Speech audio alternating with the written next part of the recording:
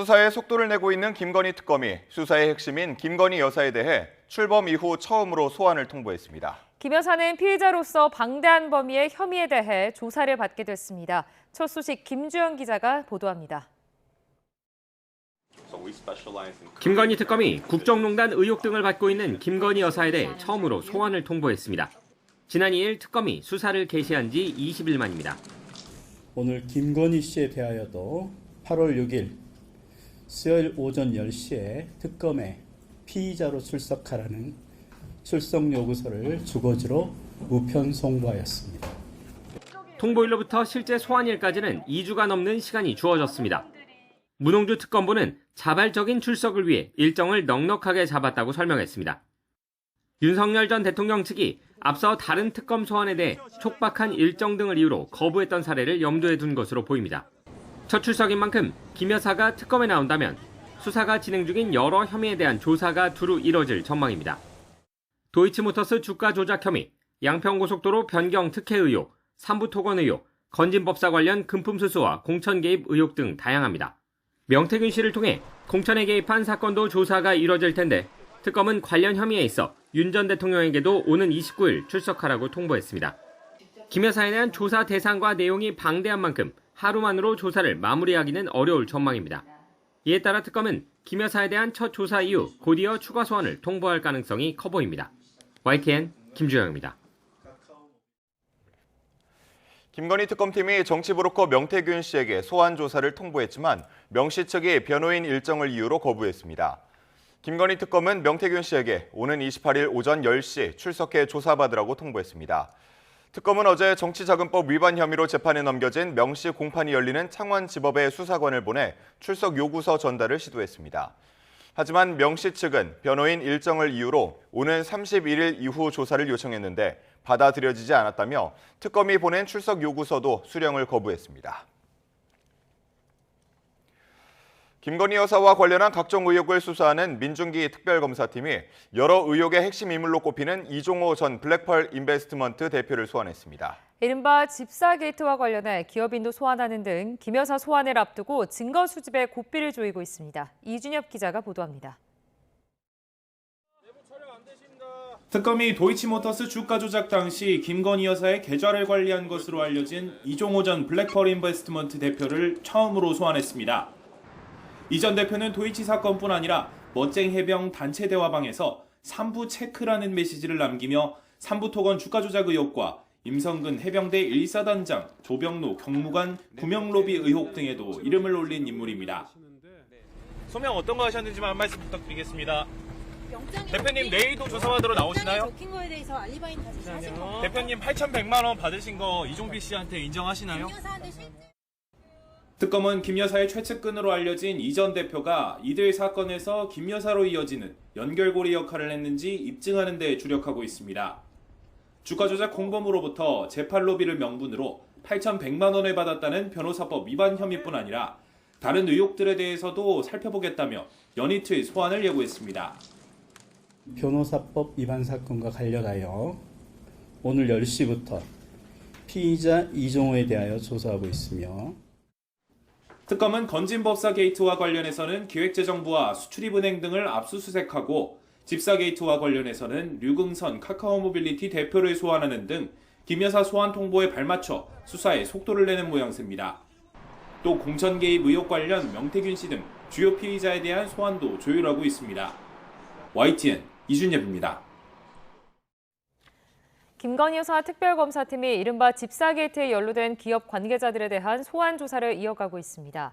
특검은 오늘 오전 10시 집사 김혜성 씨 차명 회사로 의심받는 이노베스트 코리아 전 대표 윤재현 씨를 불러 조사할 예정입니다. 이노베스트 코리아는 집사 김 씨가 설립에 참여한 IMS 모빌리티가 재작년 카카오 모빌리티 등으로부터 180억 원대 투자를 받은 이후 46억 원어치 지분을 매각한 것으로 알려졌습니다. 이종섭 전 국방부 장관이 재작년 7월 최상병 사건의 이첩 보류를 지시하기 전 윤석열 전 대통령과 통화한 사실을 2년 만에 인정했습니다. 네, 베일에 쌓여있던 02-800-7070 번호의 발신자가 윤 전 대통령이라는 사실이 통화 당사자를 통해 확인된 건데 이 전 장관은 다만 구체적인 지시나 경로는 없었다며 직권남용 혐의는 부인했습니다. 김철희 기자가 단독 보도합니다. 지난 2023년 7월 31일 오전 11시 54분쯤 이종섭 당시 국방부 장관은 02-800-7070 번호와 2분 48초 동안 통화합니다. 그런데 이 전 장관은 전화를 끊자마자 김계환 전 해병대 사령관에게 전화해 전날 자신의 결재를 뒤집고 최상병 사건의 경찰 이첩을 보류하도록 지시했습니다. 해당 통화가 이루어지기 직전 윤석열 전 대통령이 임성근 전 해병대 1사단장을 혐의자로 명시한 수사 결과를 수석 비서관 회의에서 보고받고 크게 화를 낸 거로 알려지면서 윤 전 대통령이 이 전 장관에게 직접 전화해 이첩 보류를 지시했다는 이른바 VIP 경로설이 불거졌습니다. 의심은 눈덩이처럼 불어났지만 이 전 장관은 줄곧 통화 상대가 누군지 말을 아껴왔습니다. 대통령 전화 맞죠? 네, 그건 말씀드리지 않겠습니다. 네, 맞으니까 얘기 못하는 겁니다. 그런데 이 전 장관 측은 최근 최상병 특검에 의견서를 보내 당시 윤 전 대통령과 통화한 것이 맞는다고 인정했습니다.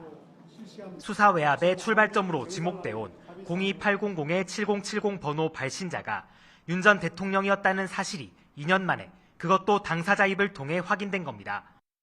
다만 이 전 장관 측은 의견서에서 당시 대통령이 군 조직을 걱정하며 우려를 표명하기만 했다며 경로설에는 선을 그었습니다. 그러면서 임성근 사단장을 혐의자에서 빼고 사건 이첩을 보류하란 지시도 전혀 없었다고 강조했습니다. 김태호 전 국가안보실 차장 등 수석 비서관 회의 참석자들로부터 대통령이 수사 결과를 듣고 화를 냈다는 취지의 진술을 확보한 특검은 이 전 장관 주장과 별개로 해당 번호가 윤 전 대통령 것이 맞는지 계속 확인한다는 계획입니다. 하지만 회의 중 경로 진술에 이어 이 전 장관과의 통화까지 확인된 만큼 윤 전 대통령의 소환 조사가 불가피할 것으로 특검은 보고 있습니다. YTN 김철입니다. 박정훈 대령 재판 등에서 거짓 증언을 한 혐의를 받는 김계환 전 해병대 사령관에 대한 구속영장 심사가 오늘 오전 10시 반부터 서울중앙지법법원에서 진행됩니다. 김 전 사령관은 수사 외압 의혹의 발단이 된 윤 전 대통령 경로서를 박 대령에게 처음 전달한 인물로 지목돼 왔지만 지난해 2월 박 대령 항명 혐의 재판에 증인으로 나와 윤 전 대통령 경로서를 박 대령에게 전한 적 없다고 주장했습니다.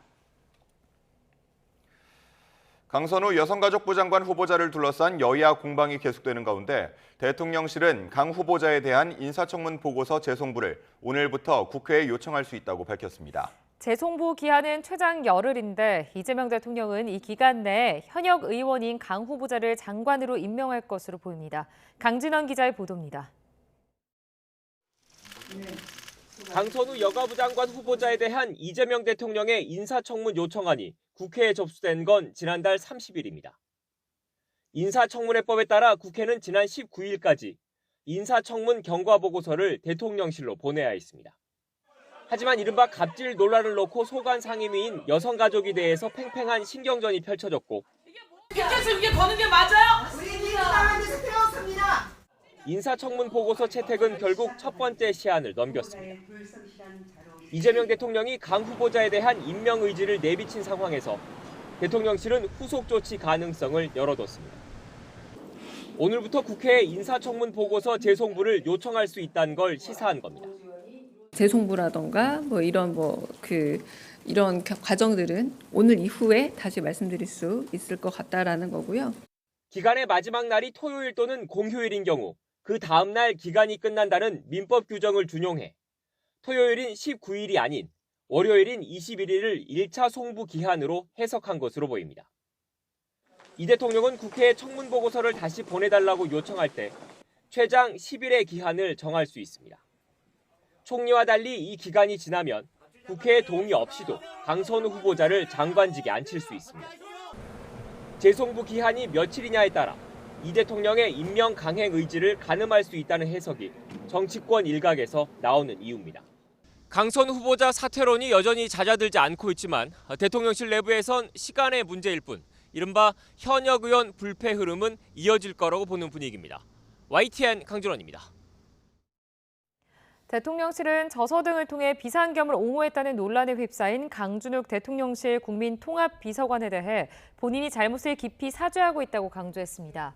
강유정 대통령실 대변인은 어제 브리핑에서 강 비서관은 보수 진영 인사의 추천이 있었고 현재는 잘못을 인정하고 국민 통합이란 사명을 다하겠다는 다짐을 한 것으로 안다며 이같이 밝혔습니다.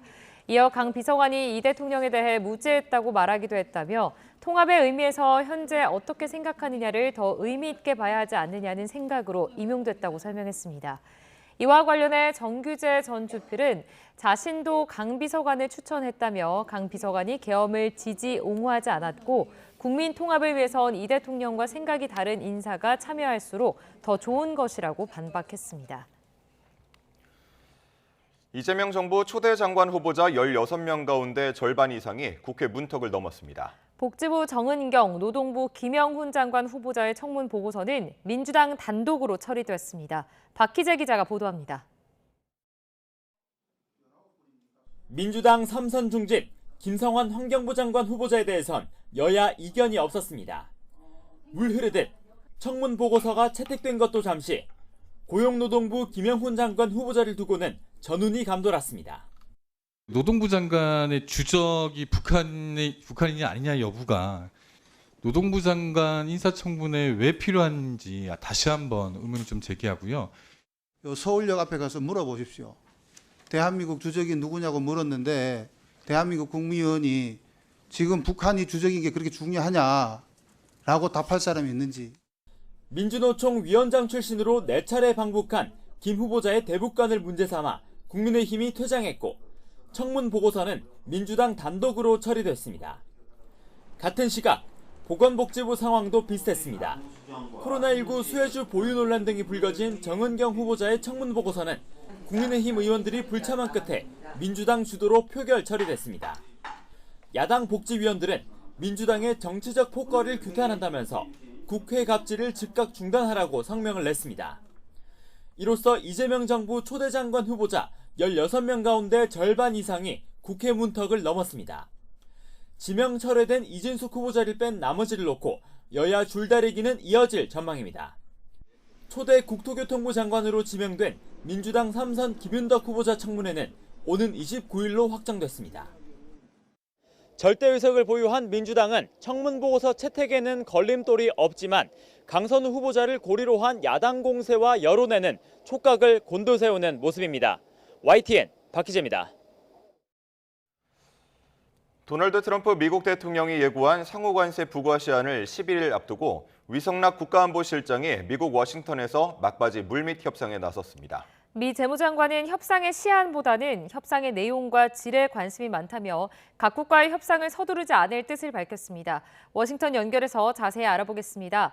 신윤정 특파원, 위성락 실장이 미국에서 일정이 공개된 게 있습니까?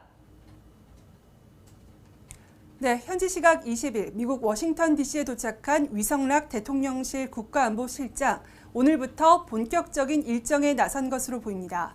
트럼프 미 행정부의 상호관세 부과를 열 하루 앞두고 막판 통상협상과 함께 한미 정상회담 개최를 위한 조율 작업도 벌이고 있는 것으로 전해졌습니다. 다만 미국 도착부터 모든 일정은 비공개인데 긴밀한 협의에 집중하려는 의도로 해석되면서 아직 자세한 협상 내용 등은 알려지지 않고 있습니다. 위 실장의 이번 방문은 지난 8일 귀국한 뒤 불과 11일 만인데요. 다음 달 1일 이전에 한미 간 큰 틀에서라도 합의를 이뤄야 관세 폭탄을 피할 수 있는 만큼 비교적 짧은 기간 안에 급히 방문한 것으로 보입니다. 위 실장은 지난 방미 때처럼 협상 상대방인 마코 루비오 국무장관 겸 백악관 국가안보보좌관과 접촉하고 있는 것으로 보입니다. 이 자리에서 무역 협상뿐 아니라 주한미군 주둔비용 분담금 등 방위비와 관련한 논의도 이뤄질 것으로 보입니다. 우리나라뿐 아니라 참의원 선거를 막 끝낸 일본에서도 아카자와 료세이 경제재생상이 오늘 이곳 워싱턴을 찾아 막바지 협상에 나서는 등 각국이 합의 도출을 위한 숨가쁜 일정을 이어가고 있습니다. 네, 이런 가운데 미국 재무장관이 협상 타결의 시점보다 내용을 강조하고 나선 배경은 뭘까요? 네, 스콧 베센트 미 재무장관은 다음 달 1일 이전에 각국과 신속히 무역 합의를 하는 것보다 질 높은 합의를 하는 것에 더 관심이 많다고 밝혔습니다. 베센테 장관은 현지 시각 21일 CNBC와의 인터뷰에서 무역 상대국들과의 대화가 진행되고 있다며 중요한 것은 무역 합의의 질이지 합의의 타이밍, 즉 시점이 아니라고 말했습니다. 이어 무역 상대국들과 합의를 위해 서두르지는 않을 것이라며 가장 최근에 무역 합의를 이룬 인도네시아와의 협상을 소개했는데요. 인도네시아가 5차례 합의안을 가져왔고 첫 제안도 매우 좋았지만 미국이 더 많은 것을 요구하면서 수정안을 들고 와 점점 제안이 좋아졌던 겁니다.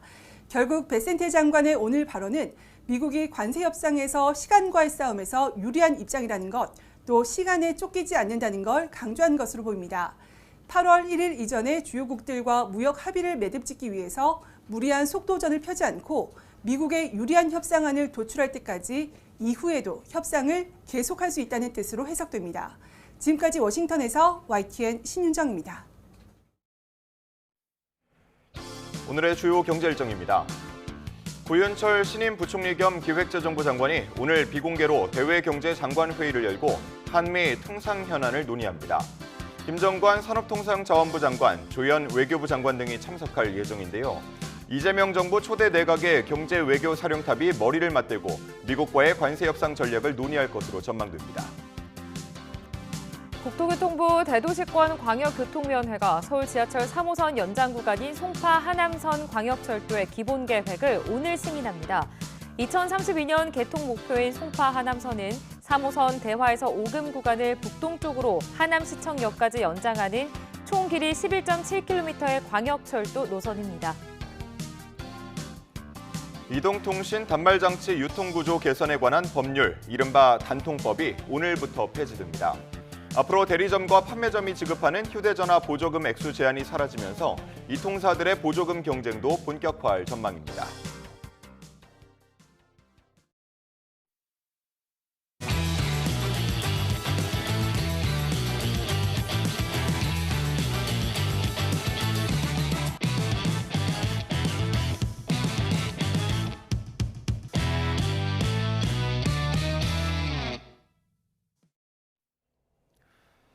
민생회복 소비쿠폰 신청자가 몰리면서 일부 카드사와 지역화폐 서버에 접속이 원활하지 않았습니다. 신청 기간이 8주가량 되는 만큼 안내문자로 속여 개인정보를 빼내려는 스미싱 범죄에도 계속 주의가 필요합니다. 손유정 기자입니다. 서울의 한 시중은행 영업점. 민생회복 소비쿠폰 신청을 문의하는 발걸음이 영업 마감 시간까지 이어졌습니다. 지급 시기나 그런 상품권 종류, 그런 몇 가지 종류가 있는지 그런 부분이 많이 좀 궁금하더라고요. 제일 생동감이 있고 제일 빠르죠. 이날 하루 창구를 찾은 고객 3명 가운데 2명은 소비 쿠폰을 신청하러 온 시민이었습니다. 온라인 절차가 낯선 고령층 고객이 오전부터 몰렸는데 요일제가 적용되는 줄 모르고 방문했다가 발길을 돌린 경우도 많았습니다. 어르신들 위주로 해서 내장 고객이 많으셨다고 하거든요. 오전에 보통 문 열자마자 많이 오셨다고 해서 신청자가 한꺼번에 몰리면서 일부 카드사 서버가 먹통이 되기도 했습니다. 신한카드는 애플리케이션과 홈페이지 모두 접속 장애가 나타났고 접속자가 많아 일부 서비스가 원활하지 않을 수 있다고 안내하는 카드사도 있었습니다. 지역화폐 사이트 역시 2-3시간 넘게 대기해야 접속할 수 있었습니다. 이런 가운데 소비쿠폰 문자로 속여 인터넷 링크를 통해 개인정보를 빼내려는 스미싱 주의보가 다시 한번 내려졌습니다. 금융당국이 정부와 금융회사 공식 안내문자에 링크를 첨부하지 말라고 지도했지만 일부 구청 안내문자에 URL이 포함된 경우도 있었습니다. 해당 구청은 일반적인 공지처럼 상세한 안내를 위해 구청 홈페이지 주소를 첨부했는데 다음 안내문자인 삭제하겠다고 밝혔습니다. YTN 손유정입니다. 이동통신사의 과도한 지원금 살포 경쟁을 막기 위해 만들어진 단통법이 오늘 11년 만에 전면 폐지됩니다. 휴대전화 보조금 상한이 사라지는 만큼 이용자 혜택이 기대되지만 시장 혼란 우려도 여전한 상황입니다. 김태민 기자의 보도입니다. 단통법이 폐지되면 휴대전화를 더 저렴하게 살 기회가 많아질 전망입니다. 그동안 대리점이나 판매점에서 받을 수 있는 추가 지원금은 이 통사 공시 지원금의 15%를 넘지 못했습니다. 하지만 추가 지원금 상한이 사라지면서 유통망에 따라 자유로운 가격 경쟁이 가능합니다. 스마트폰 가격보다 지원금이 더 많은 이른바 마이너스폰이나 현금 일부를 되돌려주는 페이백 형태의 판매도 허용됩니다. 하지만 제각각인 추가 지원금 정보에 소외되는 계층이 발생하는 건 문제로 꼽힙니다. 이른바 성지로 불리는 일부 매장 정보는 온라인을 통해 암암리에 공유돼 고령층은 상대적으로 더 비싸게 휴대전화를 살 수밖에 없기 때문입니다. 대다수 국민들이 낮은 통신비를 부담하고 공시지원금이 일부에게 과도하게 지급되지 않도록 좀 평등하게 가자라는 취지의 나타나법 도입을 했던 거거든요. 그래서 그런 부분에서 좀 우려되는 부분이 있습니다. 특히 최근 해킹 사태와 위약금 면제로 업계 1위인 SK텔레콤의 시장 점유율이 크게 흔들린 만큼 조만간 파격적인 보조금 정책이 나올 수 있습니다. 방통위는 보조금 경쟁 과정에서 과도한 요금제나 부가 서비스 가입을 유도하는 등 부정행위가 일어나는지 점검할 방침입니다. 매주 이통 3사와 함께 TF를 구성해서 점검 회의를 진행하는 한편 이용자 차별과 허위가장 광고 행위 등에 대해서는 직접 모니터링을 해서 법 위반 시 엄정 제재할 방침입니다. 다만 이용자 차별의 기준이 명확하지 않고 정보의 비대칭 문제에 대한 뚜렷한 대안이 없는 만큼 시장 혼란에 대비한 후속 입법 논의도 시급히 이루어져야 할 것으로 보입니다. YTN 김태민입니다.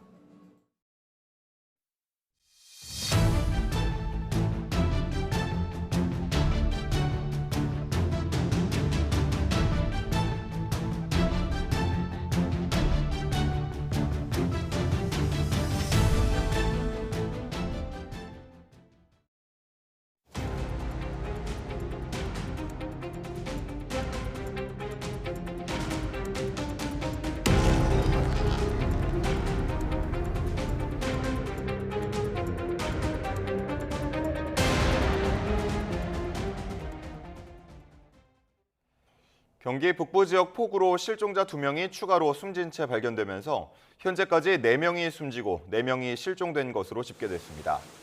경찰과 소방당국은 어제까지 폭우로 인해 가평에서 3명, 포천에서 1명 등 모두 4명이 숨졌다고 밝혔습니다.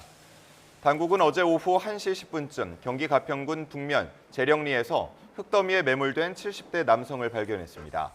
또 경기 포천시 백운 계곡에서 실종됐다고 신고된 50대 남성은 그제 저녁 7시 반쯤 포천시 이동면 영평천 물가에서 숨진 채 발견된 남성인 것으로 확인됐습니다. 경기 가평군에서는 폭우에 건물이 기울고 양식장에 물고기가 떼죽음을 당했습니다. 가평군 곳곳이 쑥대밭으로 변했는데요. 그 현장을 오승훈 기자가 취재했습니다. 폐사한 송어들이 양식장 위에 둥둥 떠다니고 죽은 물고기들이 수레에 담겨 있습니다. 가평군을 덮친 이번 집중호우에 송어 3만 마리 가운데 만여 마리가 죽어버린 겁니다. 집중호우와 천둥번개가 동반되면서 갑자기 전기가 나간 건데 양식장 내 산소 공급기가 멈춰 피해가 발생했습니다. 은퇴 후 제2의 인생을 살아보려 했는데 막막하기만 합니다. 저는 지금 자금을 다 썼거든요. 농협이고 수협에서 거의 자금을 다 썼기 때문에 여력이 없어요. 그래서 살아날 수 있는 기회를 준다면. 집안 전체가 흙탕물로 변했고 곳곳이 물에 잠긴 흔적으로 가득합니다. 물에 잠긴 가전제품 등은 못 쓰게 됐고 주민들은 인근 마을회관에서 쪽잠을 청해야 했습니다. 개똥이 안 꺼지고 계속 오는 거야. 3시간을. 그러니까 그냥 저 산에서 내려와가지고 우리 집을 다 덮은 거예요. 하루 누적 강수량 200mm가 넘는 폭우가 쏟아져 캠핑장과 마을 곳곳에 산사태가 났고 하천이 범람해 도로가 통제되기도 했습니다. 제 뒤로는 돌과 아스팔트 잔해들이 성인 키를 훌쩍 넘을 정도로 한 무더기 쌓여 있습니다. 이곳은 차와 사람이 오가는 도로 바로 옆인데요. 이렇게 현장에선 물살에 써밀려온 생필품들이 보입니다. 경기 가평군 조종면에 있는 한 식당 앞에서는 포크레인 한 대가 덤프트럭에 토사를 옮겨 담습니다. 건물이 기울고 다리가 유실되는 등 피해가 큰 상황이다 보니 복구까지 적지 않은 시간이 걸릴 것으로 보입니다. YTN 오승훈입니다. 경남 산청에 내린 폭우로 지역 곳곳에서 피해가 발생했는데 국가유산도 파손됐습니다. 네, 이런 가운데 실종자를 찾는 수색 작업도 이어졌습니다. 임형준 기자가 현장을 취재했습니다. 신라 경순왕 때인 930년에 창건된 천년 고찰 경남 산청 율곡사 곳곳에 토사가 가득합니다. 그런데 보물인 대웅전 뒤편을 보니 벽이 뻥 뚫려 있습니다. 지난 19일 폭우로 뒷산에서 토사 등이 쓸려 내려와 사찰을 덮친 겁니다. 율곡사 대웅전 뒤편입니다. 보시는 것처럼 이렇게 큰 바위도 있고 건물 일부는 흘러내리는 토사의 힘을 이겨내지 못하고 폭삭 주저앉았습니다. 주지 스님은 자신이 머무는 숙소인 요사체가 폭우 피해로 무너졌는데도 절을 지키지 못했다며 자책합니다. 제가 율곡사 주지로 있으면서 또 이런 일을 생기게 됐다는 게 좀 너무 국민들께 또 너무 죄송한 마음이고요. 또 앞으로의 천년을 또 이어갈 수 있도록 실종자를 찾는 수색 작업도 이어졌습니다. 소방당국은 수색견도 동원해 정밀 수색을 벌였습니다. 실종자 가족은 구조 소식을 애타게 기다리고 있습니다. 물이 많이 내려온다, 나무를 잡고 있다, 뭐 이런 식으로 신고가 된 거로 가족들은 마음은 뭐라고 말할 수가 없죠. 지금 이제 아버지 찾는 게 우선이니까 지금 전부 다 말을 안 하고 있는 거죠. 이번 폭우로 전기 공급에도 차질이 빚어지고 있습니다. 산청 지역 10개소가량의 전기 공급이 중단돼 신등면, 단성면 등 곳곳에서 주민들이 불편을 겪고 있습니다. 한국전력 경남본부 관계자는 파손된 도로가 복구되면 최대한 빨리 복구하겠다고 밝혔습니다. 일부 지역에선 물도 제대로 공급받지 못하고 있는 상황. 산청군 관계자는 오늘 아침 해당 지역 전체에 물 공급이 가능할 것이라고 밝혔습니다. YTN 임영준입니다. 비가 그친 뒤 바로 시작한 복구 작업은 언제 끝날지 기약이 없습니다. 주민들은 하루라도 일상을 회복하기 위해 청소하고 또 치우며 힘든 하루를 보내고 있습니다. 박종혁 기자가 보도합니다. 비가 그쳤지만 여전히 집안은 진흙투성입니다. 씻고 말릴 살림살이는 한가득입니다. 이 집이나 저 집이나 사정은 매한가지. 물이 들어찼던 방은 젖은 옷이며 이불로 엉망입니다. 허리가 아픈 어르신도 불편한 몸으로 복구에 나섭니다. 힘든 건 못 들어서 제일 힘들지 뭐. 허리가 아프면 못 들은 거는. 재워 밥도 재워 챙겨 먹는데. 이틀째 복구 작업이 진행된 의령군 대이면. 갑작스러운 소나기가 내려 복구하는 주민들을 더 힘들게 합니다. 길가에 내놓은 쓰레기를 중장비로 열심히 치워도 좀처럼 줄지 않습니다. 공무원과 자원봉사자들까지 나서 복구를 도왔지만 기약 없는 작업에 한숨이 절로 나옵니다. 지금 막막하죠. 지금 지금 치아도 차도 끝이 없고 뭐 하루하루 뭐 사는 게 지금 뭐 죽을 힘입니다. 진짜 도저히. 사천 앞바다는 온통 흙탕물로 가득합니다. 수면엔 강을 타고 내려온 온갖 쓰레기가 떠다닙니다. 중장비로 계속 치우다 보니 화물차 한 대가 금방 채워집니다.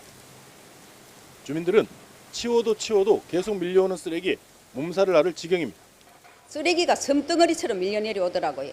거기 이제 파도가 치고 하니까 온 바닷가에 다 가가지고 지금 온 바닷가에 다 엉망입니다. 어민들도 지금 배가 못 나가잖아요. 쓰레기가 나가면 쓰레기가 배에 감기고 이러니까 작업도 못하고. 이런 가운데 경남에선 이번 비로 산청과 창녕 등 12개 시군에서 4천 헥타르에 달하는 농작물 피해가 났습니다.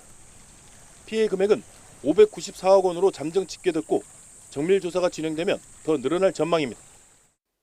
또 8개 시군의 축산 농가에서도 한우와 육개 등 9만 마리에 육박하는 가축이 폐사했습니다.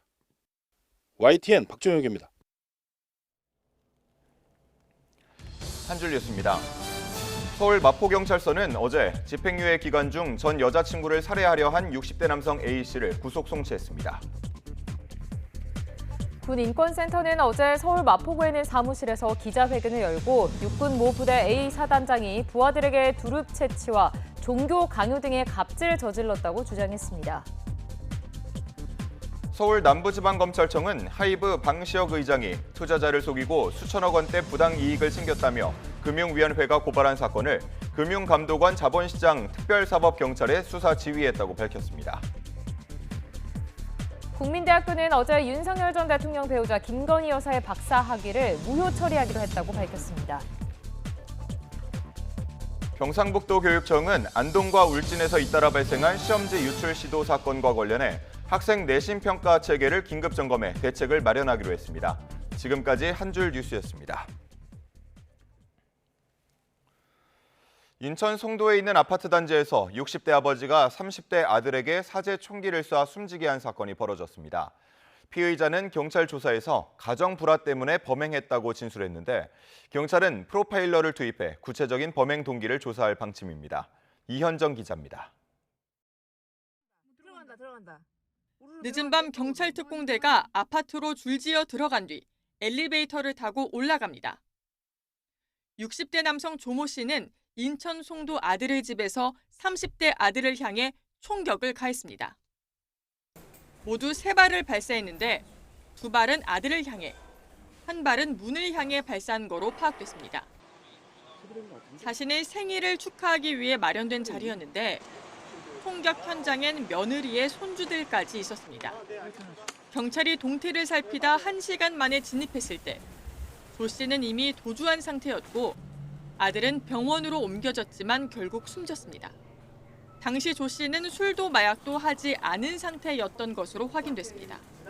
주치 상태도 아니었고 저희가 마약 단위 검사도 실시를 했습니다. 역시 음성으로 나왔습니다. 조 씨는 범행 동기를 묻는 경찰 조사에서 가정 불화 때문이라고 짧게 진술한 것으로 전해졌습니다. 한 6년 정도 넘어갔기 때문에 건강 얘기도 잘 내시고 나오지만 않았어요. 조 씨는 20년쯤 전 아내와 이혼했고 아들과는 정기적으로 왕래해온 것으로 파악됐지만 경찰은 유가족 조사에서도 별다른 범행 동기를 포착하지 못한 것으로 전해졌습니다. 경찰은 프로파일러를 투입해 조 씨의 구체적인 범행 동기를 파악할 방침입니다. YTN 이현정입니다. 사제 총기를 사용해 아들을 살해한 혐의를 받는 60대 남성 조모 씨가 경찰에 붙잡히는 모습이 담긴 영상을 YTN이 단독으로 입수했습니다. 검거 당시 영상을 보면 1차로에 멈춰서 한 SUV 차량 주위로 경찰관들이 둘러싸 있고 한 경찰관은 양손으로 권총을 쥐고 운전석 쪽을 겨눕니다. 차에서 내리지 않고 버티던 조 씨였지만 결국 밖으로 끌려 나왔고 경찰은 수갑을 채워 체포합니다. 인천 송도동에서 서울 방배동까지 도주국이 종료되던 순간으로 사건 접수 2시간 40여 분 만이었습니다.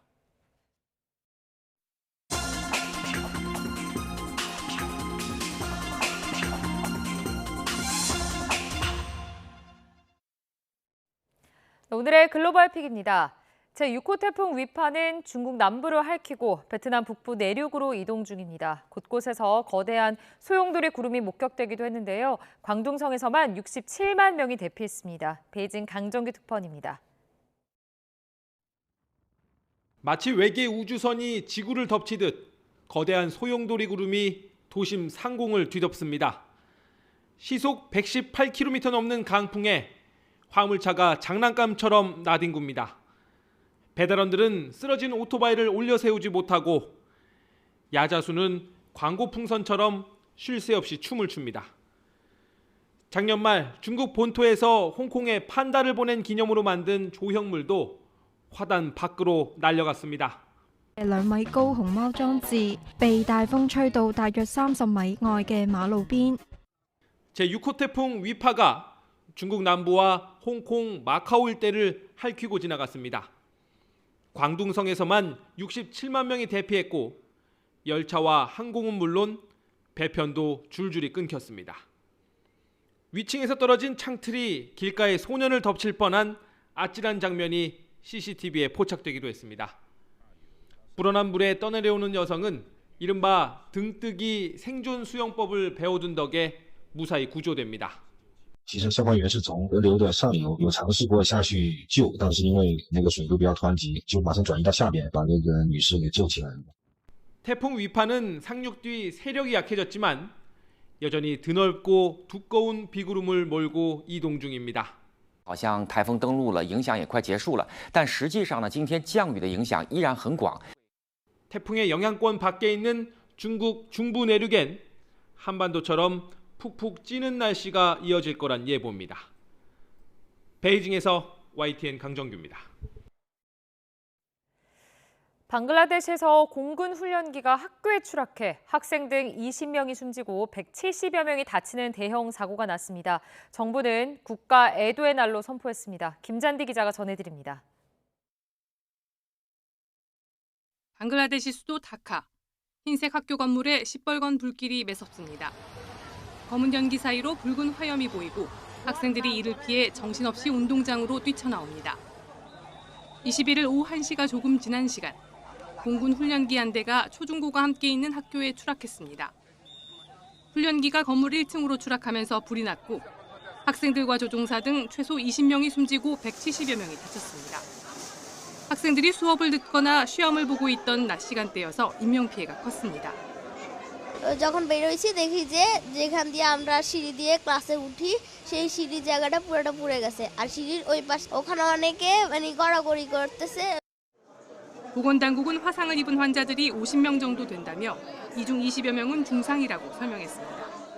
গেটে যাওয়ার সাথে সাথে দেখলাম যে পিছন থেকে কি জানি একটা আসলো মানে একটা আওয়াজ হলো আর পড়ে গেল আর আগুন শুধু আগুন আর ধোঁয়া বেরোচ্ছে এইটুকু শুধু আগুন আর ধোঁয়া বেরোচ্ছে এরপরে আমি আমার বাচ্চাটাকে জাস্ট একটা 사고가 난 곳은 초중고교가 함께 있어 학생 2천여 명이 다니는 대형 학교입니다. 방글라데시군은 성명에서 훈련기가 이륙한 직후 기계적 결함으로 인해 추락했다고 밝혔습니다. 또 조종사가 인구 밀집 지역을 피하기 위해 여러 차례 우회를 시도했지만 실패한 것으로 보인다며 유감을 표했습니다. 방글라데시 정부는 22일을 국가 애도의 날로 선포하고 사고 원인 조사와 함께 피해자들에 대한 지원을 약속했습니다. YTN 김재한대입니다. 인도네시아 여객선에 화재가 발생하면서 3명이 숨지고 568명이 구조됐습니다. 현지 시간 20일 정오쯤 인도네시아 술라웨시 섬 북쪽 탈라우드 제도에서 마나도로 향하던 페리 KM 바르셀로나 5호에 불이 났습니다. 소셜미디어에 퍼진 사진과 영상에는 배가 불꽃과 연기에 휩싸인 가운데 대부분 구명조끼를 입은 승객들이 겁에 질린 채 바다로 뛰어드는 모습이 담겼는데요.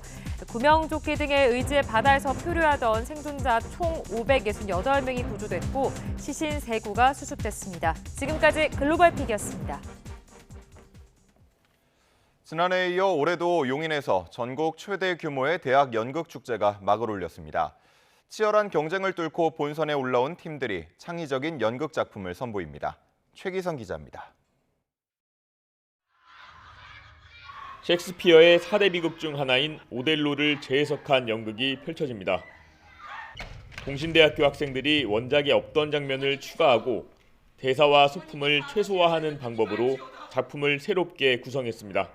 연극에 좀 더 다가올 수 있을까 고민을 하다가 대사를 최소화하고 좀 더 움직임이나 그림 쪽으로 풀어봤습니다. 이 작품을 포함해 본선에 오른 12개 대학팀이 참가하는 제2회 대한민국 대학 연극제가 용인에서 열렸습니다. 예선에 79개 팀이 참가해 지난해 4대1보다 높은 약 7대1 경쟁률을 기록했습니다. 저희 비슷한 또래 친구들이 하는 거를 또 보면서 같은 꿈을 향해 또 나아가고 또 하는 걸 보면서 뜻깊게 받고 또 저도 동기부여를 받았던 것 같습니다. 이번 연극제는 참가자들이 함께 머물며 공동 창작을 하고 아이디어를 나누는 이른바 체류형 방식으로 진행됩니다. 서로의 고충도 알고 그리고 서로 이제 더 인맥도 쌓을 수 있었던 점이 되게 좋았던 것 같습니다. 모든 공연은 무료로 원하면 누구나 용인문화재단 홈페이지를 통해 관람 신청할 수 있습니다. 앞으로 매년 용인에서 연극제를 개최할 생각입니다.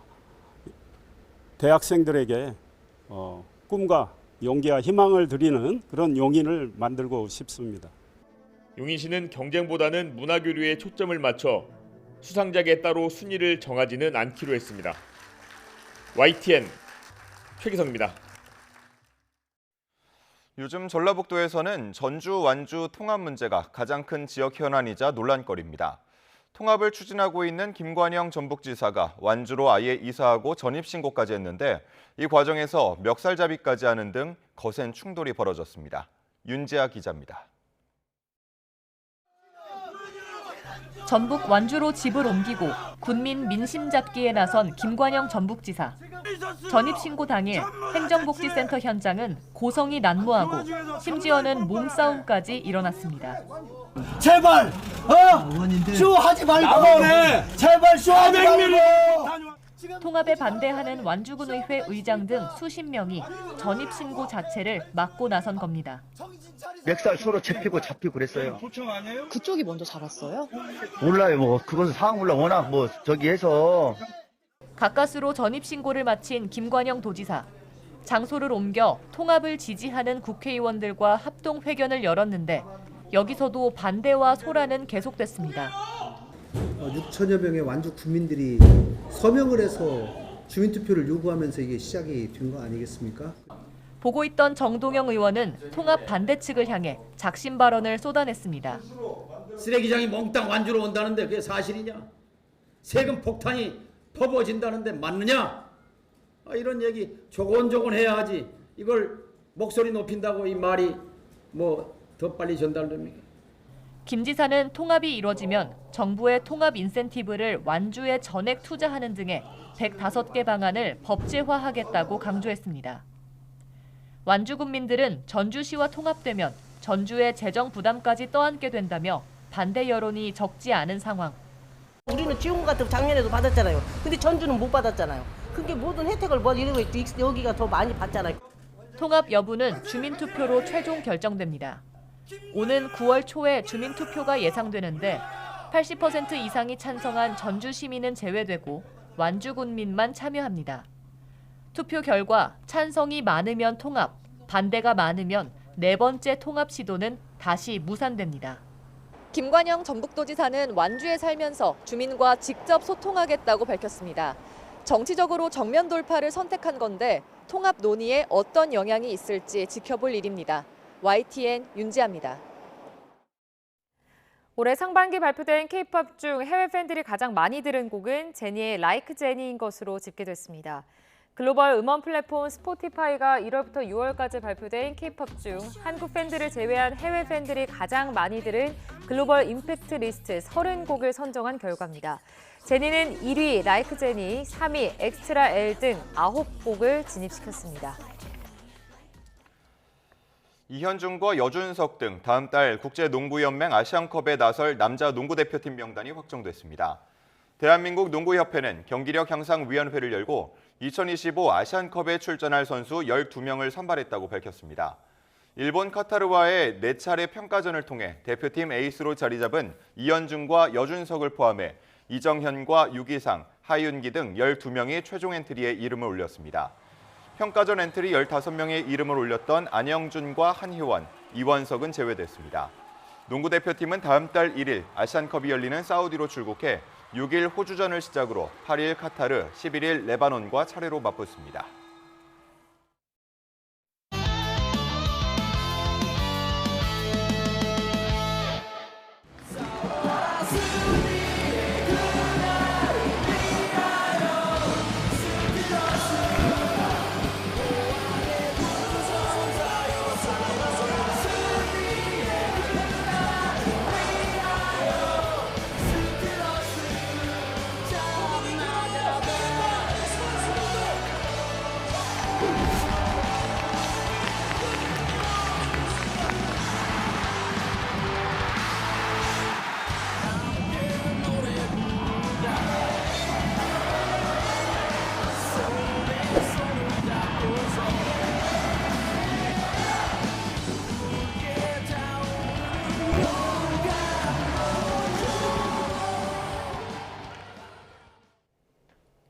오늘은 큰 더위라는 뜻을 가진 절기 대서입니다. 절기답게 찜통더위가 기승을 부리겠는데요. 현재 서울 기온은 26.7도로 열대야가 이어지고 있고요. 한낮 기온은 31도, 체감온도는 33도 안팎까지 올라서 무척 덥겠습니다. 오늘도 전국 하늘에 가끔 구름만 많이 지나겠습니다. 다만 그만큼 자외선이 강하겠고요. 저녁까지 곳곳에 요란한 소나기가 지나겠습니다.